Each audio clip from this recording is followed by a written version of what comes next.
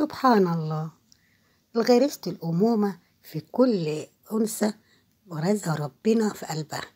شايفين الفرد ده أو السنجاب، هو حاول ينقذ أولاده وشد صاحبته كده عشان يوديها عش أولاده عشان تنقذهم.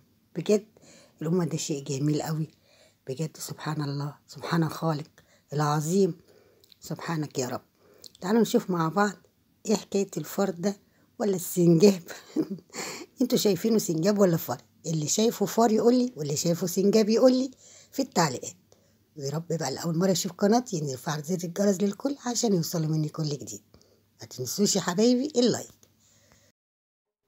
انا شايفاه سنجاب لان ديله غير ديل الفار. ديل الفار رفيع والسنجاب ده ديله كده كبير. انتوا بقى رأيكم ايه؟ قولوا لي في التعليقات.